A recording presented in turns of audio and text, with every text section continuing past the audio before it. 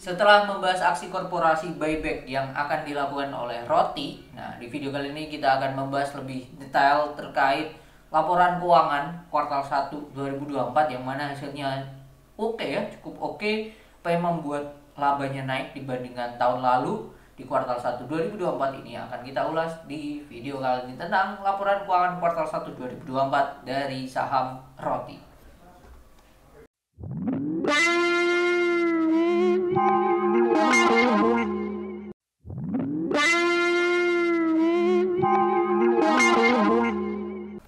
Nippon Indosari Corporindo Tbk atau kode saham Roti di sini terlihat jelas yang mana kuartal 1 2024 itu capai 74 miliar di kuartal 1, yang di kuartal 1 2023-nya itu hanya 49 miliar ya. Kalau kita hitung di sini ada kenaikan senilai 25 miliar. 25 kalau kita bagi dengan kemarin ya hasilnya adalah 51% kenaikannya. Separuhnya sendiri, setengahnya sendiri. Ini hal yang bagus menurut saya kalau kita hanya berdasarkan dari net income. Kalau kita cek lagi telaah di revenue-nya, naikannya aslinya tidak signifikan itu ya. Dimana naikannya hanya 10 miliar saja ya. 10 miliar kalau kita hitung itu berdasarkan revenue kemarin itu senilai 1% aja ya. Hanya 1%, tapi secara net ini bisa naik 50. Apa yang membuat Roti ini naik segitunya? Nah, ini kita cek juga. Kita cek terlebih dahulu yang mana ini Sari Roti. Ini laporan keuangannya kuartal 1 2024. Terlihat di sini bahwa Sari Roti, kita cek dari atas asetnya ya. Asetnya dari kasnya itu 492 M. Ini turun dibandingkan akhir tahun yang capai 537 M. Ya, 537 M turun ke 492 ya. Turunnya lumayan lah ya, lumayan 40 miliar. 40 miliar kalau kita cek secara kasnya di note nomor 5, kasnya sendiri itu secara proporsinya 492 itu adalah di bank ada 175 M, lalu di deposito totalnya itu ada 313 miliar sendiri. Ya, hanya 313 miliar sendiri. Ini jauh di atas dari akhir tahun lalu yang hanya 163 M. Kenaikan terbesar tuh di Mandiri yang capai 250 miliar ya. 250 miliar. Kenaikannya sangatlah signifikan gitu. Terus dari imbal hasilnya, rupiah itu 3,15 sampai 5%, dolar Amerika itu 2,25, dolar Australia, dolar Amerika itu di 2, lalu euro di 2,25, lalu yen Jepang Tindo di 0. Jadi so far dari imbal hasil deposito persentasenya ini turun gitu. Tapi kalau dari jumlah dana yang diputarnya ini lebih banyak gitu, terutama di Mandiri ya. 250 miliar gitu. Jauh tinggi banget kenaikannya. Gitu. Kalau kita lihat kasnya kita bandingkan dengan pinjamannya. Nah, ini pinjaman terutama ada pinjaman berbunga ya. Pinjaman berbunga ini pinjaman bank jangka pendek yang capai, nah ini PR ya, 499 M. Nah, ini PR. Cuman kalau dari kasnya sendiri 492 ini kurang 7 miliar doang, ini harusnya nutup sih. Cuman PR banget ini secara jangka pendek 499 M. Tapi setelah itu udah nggak ada lagi pinjaman berbunganya dia gitu. Jadi setelah kelar itu ya aman lah. Terus ekuitas saldo laba yang belum ditentukan penggunanya 1,4 T. Ini oke banget. Jadi secara kesehatan perusahaan bahayanya di jangka pendek aja. Setelah itu menurut saya bagus sih, udah oke. Nah ini ya tadi secara pendapatan naiknya hanya 1%. Kok bisa netnya naiknya 50%? Nah ini kalau kita cek mereka berhasil menekan ini bebannya. Bebannya sebelumnya 44 M jadi 434. Dari sini aja laba kotornya sudah lumayan ya naiknya ya. Kalau kita cek hitung secara persentase, secara jumlah dulu lah ya, itu naiknya 19 miliar ya. Pas 19 miliar itu setara dengan 4% lah. Jadi dari ini naik 1%, ini jadi 4. Jadi kenaikannya lumayan lagi. Ditambah di sini beban usahanya mereka berhasil menekan nih. Mereka berhasil menekan sebelumnya 450M, ini berhasil ditekan lagi jadi 437. Yang berefek laba usahanya naik lagi. Ini naiknya sudah mulai lumayan nih, karena naiknya hampir 30 miliar sendiri ya. 103.445 kurangi 70.051 ya 33M itu senilai 47%. Nah ini yang di sini yang ngefeknya sangatlah drastis ya, karena di penghasilan operasional lainnya juga mereka juga nambah, terus beban usaha dapat ditekan. Nah, ini kita perlu cek ya, kita perlu cek tentang beban sama beban usaha, beban pokok penjualan atau COGS sama beban usahanya, apa yang membuat perusahaan ini dapat menurunkan, makin efisien dan bisa menaikkan penghasilan operasional lain. Oke, kita cek dulu di pendapatannya. Pendapatannya di note 25 dari si roti ini, dimana yaitu adalah, bentar kita cek dulu di sini. Nah ini sebelum ke net 25, pendapatan dibagi dari 3 wilayah timur, tengah, dan barat. Nah, wilayah barat tengah ini luar biasa ya, 505M. Cuma di sini tidak ada detailnya ya. 500M ini wilayah mana gitu, wilayah Indonesia bagian mana gitu. Apakah Indonesia tengah? Nah ini apakah Jawa ini masuknya di mana nih? Jawa masuknya di wilayah barat kah? Atau di wilayah tengah? Kalau berdasarkan waktu ya masuknya di wilayah barat gitu. Cuman kalau kita lihat di sini secara nominalnya, menurut saya kayaknya Jawa ini masuknya di sini. Ini kita perlu telaah lagi ya, lebih dalam gitu. Tuh. Terus kita lihat ya, kita bandingkan dengan tahun sebelumnya. Ini tahun sebelumnya yang mana wilayah tengah itu 528M turun jadi 505. Oke. Wilayah barat 148, sebelumnya 133, naik. Wilayah timur 278 terus jadi 296. Jadi yang mengalami penurunan hanya wilayah tengah sih. Hanya wilayah tengah saja. Yang lainnya wilayah barat dan wilayah timur masih ada growth yang luar biasa gitu untuk perusahaan gitu. Kalau di breakdown lagi berdasarkan segmen jenis usahanya, roti tawar 665M, wow. Roti manis ya ini yang sandwich tadi mungkin 376M, lalu kue 79M, dan lain-lain ini 14M. Di sini ada beberapa hal, satu aja sih yang mengalami kenaikannya itu lain-lain gitu.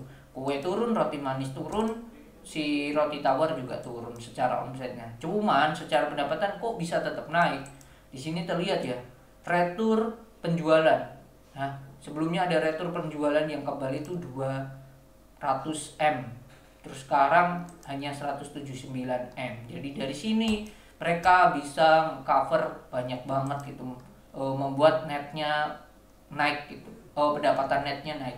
Jadi dari retur penjualan sendiri kalau kita hitung itu kenaikannya mereka berhasil menekan sebesar 393 kurangi 179.725 58. Nah, dari sini aja mereka berhasil menekan 58 miliar.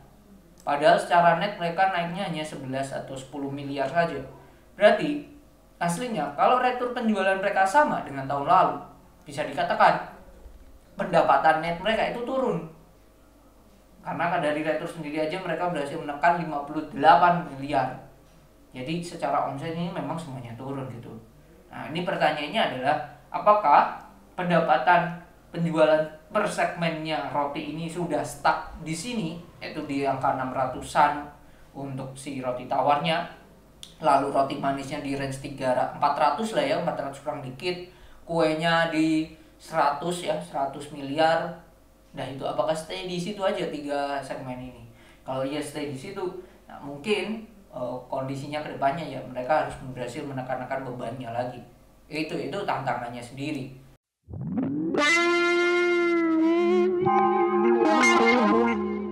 Satu itu kalau lihat dari data ini. Data selanjutnya adalah dari penjualan mereka itu 36% itu di PT Indomarko Prismatama ya. Kalau kita cek, saya cek di sini PT itu tadi, bentar, salah. Ternyata belum saya copy. PT Indomarko Prismatama, kalau kita search di Google ini perusahaan apa, ini akan muncul di sini. Ini adalah Indomaret ya. Ya kita tahu sendiri yang mana produk roti sendiri banyak dijual di Indomaret dan Alfamart, dan ini berkontribusi senilai 61%, naik dibandingkan tahun lalu ya. 585 miliar, tahun lalu 573 miliar. Jadi bisa dikatakan separuh separuh lebih lah ya, separuh lebih dari total pendapatannya si roti ini. Oke, kita balik lagi dari situ ya. Oke, udah jelas ya. Terus selanjutnya adalah ini yang mereka berhasil tekan, beban pokok penjualan ya, dari 443M jadi 434, jadi turun 10 miliar. Bahan baku kemasan mereka berhasil menekan, which is good, satu itu. Terus dari apa lagi nih mereka berhasil menekan dia, pemakaian perlengkapan ditekan. Udah itu aja sih, itu sudah ngefek banget sih menurutku ya. Itu dari beban pokok pendapatan. Nah ini beban pokok usaha, ini berhasil ditekan lagi nih. Di sini ada beberapa hal yang mereka berhasil tekan, yaitu persediaan kadaluarsa atau cacat. Dia meminimalisir expirednya. Jadi kalau dia di sini mereka berhasil meminimalisir jumlah barang-barang yang expired. Ini kan jadi beban ya, kan tidak bisa dijual ya, harus dibuang dan lain-lain. Mereka berhasil menekan, berarti mereka makin cerdas, makin oke dalam mengelola inventorinya. Kalau saya melihat seperti itu gitu. Mungkin caranya ya yang expirednya sudah dekat-dekat, nah itu biasanya mungkin ditaruh di display di depan, mungkin itu ya salah satu caranya biar tetap laku, biar nggak jadi kembalian retur penjualan atau ya itu barang kadaluarsa itu, biar nggak jadi seperti itu gitu. Nah, terus selanjutnya mereka berhasil menekan apa lagi, yaitu berhasil menekan iklannya. Nah dari sini kita melihat bahwa iklan dan promosi mereka menekan. Wajar saja kalau dari omsetnya roti tawar, roti manis, sama kue itu mengalami penurunan. Pertanyaannya adalah kalau mereka stay di let's say 65M aja, naik dikit aja, nah ini apakah dia penjualnya masih segitu? Nah itu pertanyaannya.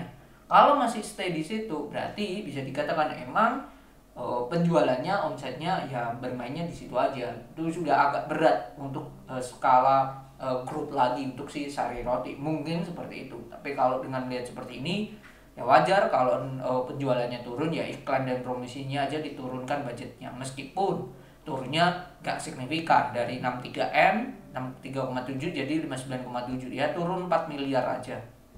4 miliar bagi 63 lah ya, itu senilainya 6%, gak gede lah, masih di bawah 1 digit tuh. Tapi ya itu tadi penasarannya, kalau dia naikin lagi, nah itu bisa gak buat mereka dapat penjualan yang sama, gak turun lah ya seperti tahun lalu gitu.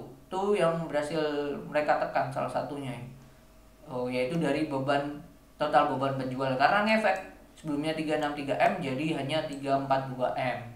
Terus lain-lain mereka berhasil menekan hanya 4 miliar, sebelumnya 6 miliar. Dan karena semuanya so far mengalami kenaikan sih. Penyusutan dia turun, jasa retribusi dan distribusi mereka turun dikit tuh sih. Terus penghasilan operasi lainnya ini kan naik juga ya. Nah mereka ada jual barang usang. Nah ini barang usang nih apa nih, saya kurang tahu nih. Ini yang jelas ini pasti bukan barang yang expired ya, tuh pasti bukan barang yang expired, pasti itu yang bisa dikatakan untuk menjaga buat trust juga ya. Masa barang expired dijual juga ya? Mungkin kalaupun dijual ya dijualnya bukan untuk dikonsumsi, mungkin buat bahan buat makan ternak dan lain-lain, kan bisa juga gitu. Itu kemungkinan ya, saya kurang tahu, itu juga perlu dicek lagi sih. Jadi itu hal-hal yang berhasil membuat si roti ini meskipun omsetnya naiknya tidak signifikan, tapi secara net ya tetap bisa naik gitu. Yaitu tadi berhasil menekan beban usahanya, dan penghasilan keuangan operasi lainnya yang berhasil diperbaiki gitu. Beban usaha tadi yang paling itu ya perihal jasa distribusi, terus juga iklan dan promosi berhasil ditekan. Terus tadi ada biaya kemasan berhasil ditekan. Itu beberapa hal yang mungkin terlihat remeh-temeh. Terus juga retur penjualan mereka berhasil menekan, meskipun penjualannya naiknya hanya 10 miliar, tapi kalau ditelaah lagi dari retur penjualan tuh ngefek banget ya. Karena kalau nggak dari situ itunya sama, total retur penjualan sama dengan tahun lalu ya, pendapatannya dari si roti ini nggak akan melampaui tahun lalu itu sih. Jadi itu. Terus kalau kita lihat dari arus kasnya, Ya, arus kasnya selama 3 kuartal ini itu aktivitas operasional 99 M. Nah, ini menjawab pertanyaan, bukan menjawab sih. Kita lihat juga dari keterbukaan informasi tentang buyback, yang mana mereka akan menggunakan dana dari mana nih? Kegiatan operasional. Dana yang digunakan adalah dana internal operasional yang berasal dari kegiatan operasional. Jadi dari arus kas operasional. Nah, arus kas operasional ini buyback mereka tuh dananya maksimal dananya itu 149 M. Oke, 149 M. Nah, di sini 3 kuartal aja mereka 99. Kalau kita telah ke belakang mana ke laporan tahunan 2023, arus kas neto dari aktivitas operasi itu 600 M. Jadi nominal 149 M itu sangatlah kecil lah ya untuk dana buyback dari operasional, dari aktivitas operasional ini. Gitu. Oke, karena kasnya tidak akan berubah nantinya. Aktivitas pendanaan mereka keluar 27 M ya buat bayar ini, buat beli aset tetap 19 miliar. Terus nah di sini di aktivitas investasi ternyata. Nah, ini aktivitas pendanaan mereka keluar 117 miliar. 100 miliar sendiri itu untuk bayar utang bank jangka pendek. Oke sih itu. Dan nantinya akan PR lagi di jangka pendek, di utang jangka pendeknya di kurang dari 1 tahun. Oke, itu jadi tuh kalau rotinya sendiri secara historikalnya PI-nya dalam 5 tahun terakhir secara PI perusahaan itu sekarang masih termasuk murah di bawah secara PI. Terus kalau kita lihat secara PBV perusahaan 2,52 saat ini dalam 5 tahun terakhir ini pun termasuk murah. Jadi kondisi sekarang mereka melakukan buyback itu adalah kondisi, menurut saya secara cepat saya akan katakan kondisi yang tepat. Si Roti melakukan buyback dan harga buyback maksimalnya tuh di 1.700. Jadi kalau dapat di 1.000 pun menurut saya tetap murah sih gitu. Apalagi kalau dapat di bawah itu berapa. Nah, ini bisa tonton di video sebelumnya. Nah, saya sudah sedikit spill kalau dapat di harga ini mau mantap banget gitu. Oke, mungkin itu sudah terjawab apa yang membuat net income-nya bisa naik 50% padahal revenue-nya hanya naik growth kurang dari 10%. Naiknya hanya 10 miliar kalau dihitung, kalau nggak salah satu atau ya kecil lah ya. Tapi ya, kenapa kok netnya bisa naik kencang sudah terjawab di video kali ini. Semoga bermanfaat dan kembali lagi keputusan beli, jual, hold ya kembali ke keputusan masing-masing. Cuman harap dianalisa ulang terlebih dahulu oleh Bapak Ibu dan teman-teman. Semoga bermanfaat, tapi yang terpenting semoga Bapak Ibu dan teman-teman sehat selalu. Bye bye.